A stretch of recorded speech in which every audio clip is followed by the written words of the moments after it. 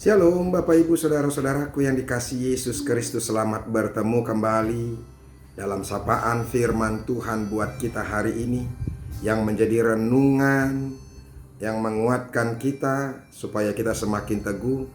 Teruslah menggumuli firman Tuhan, teruslah mendengarkan firman Tuhan. Karena kita tahu ketika kita mendengarkan firman Tuhan, maka kita akan semakin dibenarkan. Maka kita akan semakin dibimbing dan dipimpin untuk berlaku yang baik sesuai dengan kehendak Tuhan. Dan ketika saatnya Tuhan nanti datang untuk menjemput kita, maka kita dalam keadaan yang sudah dikenan oleh Tuhan. Dan Tuhan juga akan bersukacita melihat kita. Amin. Firman Tuhan yang menjadi renungan buat kita hari ini yaitu yang terambil dari Markus pasal yang ke-13 ayat yang ke-35. Dikatakan demikian.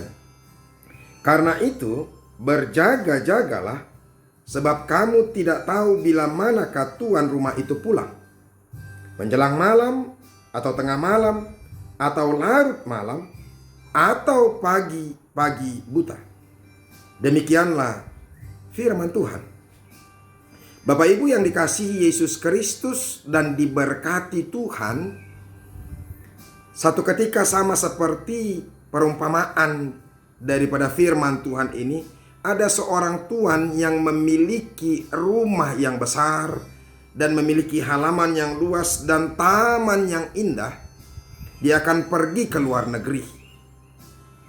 Kemudian dia menyampaikan rumah itu kepada semua asisten-asisten rumah tangganya dan satu orang yang menjadi kepala asisten rumah tangga itu.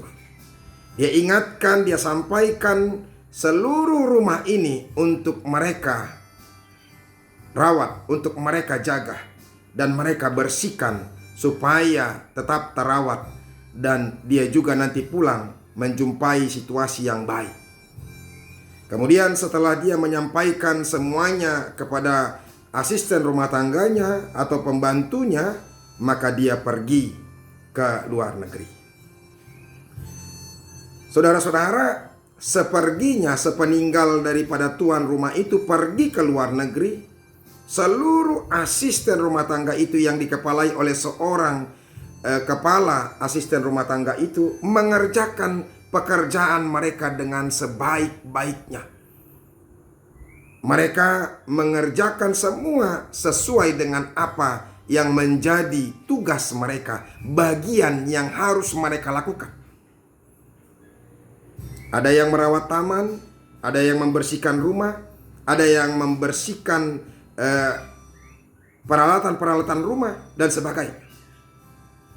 Mereka melakukan itu dengan sebaik-baiknya dan disiplin hari lepas hari. Taman dirawat dengan baik. Ketika rumputnya sedikit lebih tinggi, dipangkas dengan teratur dan penuh dengan kerapian, sehingga taman itu terlihat begitu asri, begitu indah. Setiap orang yang memasuki rumah itu akan takjub melihat bahwa taman itu luar biasa indahnya.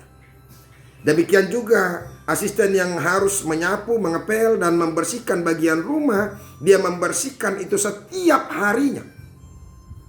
Sehingga ketika ada orang yang datang ke rumah itu, dia melihat bahwa rumah itu betul-betul bersih dan teratur isinya juga. Sampai-sampai satu ketika ada seorang yang datang dan melihat rumah itu. Alangkah takjubnya orang yang datang melihat rumah itu. Karena dia melihat rumah itu dari luar sampai ke dalam, semuanya rapi dan teratur. Sehingga dia pikir bahwa sang tuan rumah itu berada di rumah itu dan mengatur mereka. Lantas ketika dia masuk ke rumah itu, sang kepala asisten rumah tangga itu datang menjumpai dia. Bapak mau jumpai siapa? Saya mau menjumpai Tuan. Tetapi asisten rumah tangga itu, asisten kepala rumah tangga itu berkata bahwa sang tuannya tidak di rumah. Oh, benarkah? Iya, kenapa Pak? Kenapa saya melihat bahwa rumah ini begitu rapi, bersih, halamannya juga rapi, taman-tamannya juga rapi. Begitu hebat, saya pikir bahwa tuan rumah itu ada di rumah ini. Oh tidak, dia sedang berada di luar negeri.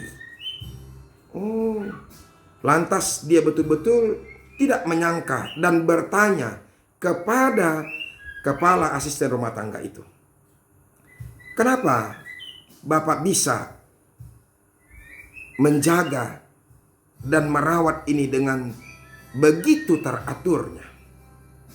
Apakah sang tuan rumah itu akan datang seminggu sekali?"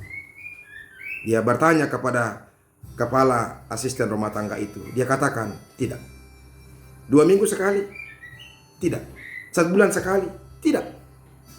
Paling cepat tuan rumah ini datang 6 bulan sekali. Kadang-kadang dia pernah sampai di luar negeri itu sampai setahun lebih baru dia datang. Wow.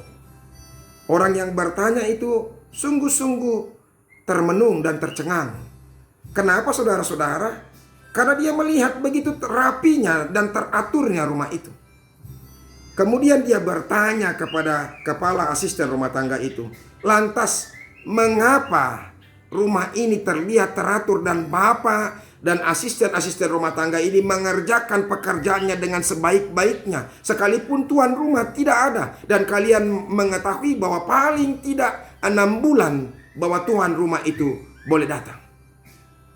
Lantas kepala asisten rumah tangga itu menjawab kepada bapak yang bertanya tadi, "Karena saya berpikir bahwa tuan rumah akan datang hari ini. Makanya saya mengerjakan pekerjaan saya dengan sebaik-baiknya. Saya mengerjakan pekerjaan saya begitu disiplinnya, supaya ketika dia datang, maka dia sungguh-sungguh bersukacita melihat apa yang ada di rumah ini. Dan dia tidak melihat ada banyak yang salah, ada banyak yang kurang baik di dalam rumah tangga ini. Itu makanya saya melakukan pekerjaan saya dengan begitu baiknya." Saudara-saudara, Bapak Ibu, demikian juga dengan iman percaya kita. Sebagai orang percaya, kita sebaiknya seharusnya sama seperti hamba-hamba sang Tuan tadi, yang dia hidup setia, hidup disiplin, hidup terus menjaga kebaikan daripada rumah yang sudah dipercayakan kepadanya, yang terus-menerus membersihkan dan terus-menerus menjaga rumah itu dan merawat rumah itu dengan sebaik-baiknya. Demikian juga dengan iman percaya kita. Sebaiknya dan seharusnya orang yang percaya itu terus-menerus harus terjaga. Dia harus berpikir bahwa seakan-akan Tuhan itu akan datang pada hari ini untuk menjemputnya. Sehingga dia harus terus berbuat baik, melakukan apa yang benar di hadapan Tuhan, supaya ketika Tuhan itu datang, maka Tuhan itu bersuka cita dan tidak murka terhadap kita. Oleh karena itu Bapak Ibu saudara-saudara, kita tidak tahu kapan sang Tuhan itu akan datang, kapan hari kiamat itu akan datang, kapan Tuhan itu akan menjemput kita. Oleh karena itu tetaplah terjaga-jaga. Sebenarnya Markus 13 ayat 32 kita sudah diingatkan, tetapi tentang hari atau saat itu tidak seorang pun yang tahu. Malaikat-malaikat di sorga tidak, dan anak pun tidak, hanya Bapa saja. Tetapi prinsipnya saudara-saudara, kita tidak perlu tahu kapanpun hari kiamat itu akan datang, kapan Tuhan akan menjemput kita. Tetapi yang perlu kita pegang, bahwa mari kita melakukan yang benar, mari kita melakukan yang baik, dan terus tinggal dalam apa yang Tuhan kehendaki dalam kehidupan kita. Maka ketika kapanpun Tuhan akan datang menjemput kita dan hari kiamat itu akan datang, maka Tuhan itu akan bersuka cita melihat kita. Dia betul-betul sungguh-sungguh bahagia karena kita terdapat dalam hidup yang setia, hidup yang taat, hidup yang terus berbuat baik, hidup yang tinggal dalam kebenaran apa yang Tuhan inginkan dan maui dalam kehidupan kita. Teruslah tinggal dalam kebenaran, teruslah tinggal dalam kebaikan, lakukan terus apa yang dikenan oleh Tuhan. Dan kita tidak perlu ragu-ragu sama sekali kapanpun Tuhan mau datang kepada kita. Jadi orang-orang yang berlaku jahat selama ini, mari kita berubah. Mari kita melakukan yang baik. Orang-orang yang tinggal dalam kebohongan, orang-orang yang tinggal dalam suka kemabukan, pesta pora, mencuri, begitu juga berzina, jangan lagi lakukan itu. Karena Tuhan juga akan datang sama seperti pencuri. Kita tidak mengerti, tidak mengetahui kapan Tuhan itu datang. Baik itu dia datang tengah malam, menjelang malam, atau tengah malam, atau larut malam, atau pagi-pagi buta. Kadang-kadang justru ketika kita lengah, sama seperti pencuri. Pencuri datang justru ketika kita lengah, ketika kita lalai. Justru disitulah dia datang untuk mencuri. Demikian juga saudara-saudara, kedatangan harinya Tuhan yang kedua kalinya itu juga datang sama seperti pencuri. Ketika justru kita tidak siap dan lalai. Dan hidup di dunia ini ada begitu banyak hal yang melalaikan kita. Hati-hati. Gemerlapan dunia ini, kenikmatan dunia ini, kenikmatan dosa, dan kenyamanan dunia ini sering sekali saudara-saudara melupakan kita dari apa yang Tuhan kehendaki. Membuat kita lalai dan tidak konsentrasi, tidak tertuju, tidak fokus kepada sorga yang sebenarnya menjadi tujuan kehidupan kita. Oleh karena itu, apapun itu, sama seperti yang dikatakan Paulus, bahwa dia tidak mau dipisahkan oleh apapun dengan Kristus, baik oleh kematian dan kehidupan, baik oleh apapun, dia tidak mau dipisahkan. Oleh karena itu dia terus tetap bersedia dalam segala waktu. Dia dedikasikan dirinya hanya untuk memuji, memuliakan nama Tuhan, memberitakan Injil, dan melakukan kesukaan bagi Tuhan. Semoga firman Tuhan ini mengingatkan kita, supaya kita tetap tinggal dalam kebaikan, supaya kita tetap tinggal dalam kebenaran dan dikenan oleh Tuhan, supaya ketika saatnya Tuhan datang nanti, maka Tuhan akan bersukacita.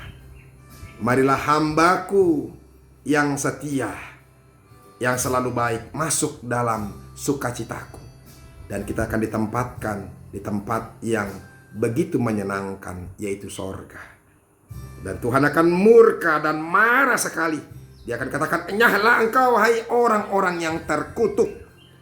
Jadi saudara-saudara, kita yang tidak tinggal dalam kebaikan dan kebenaran, kita disebut orang-orang terkutuk. Dan kita tidak dikenan oleh Tuhan untuk masuk dalam tempat sukacitanya. Semoga melalui firman Tuhan ini, kita betul-betul disadarkan bahwa tujuan utama kita adalah sorga. Jangan mau diikat oleh keinginan daging dan kegemerlapan duniawi kita, bahwa semuanya akan berakhir.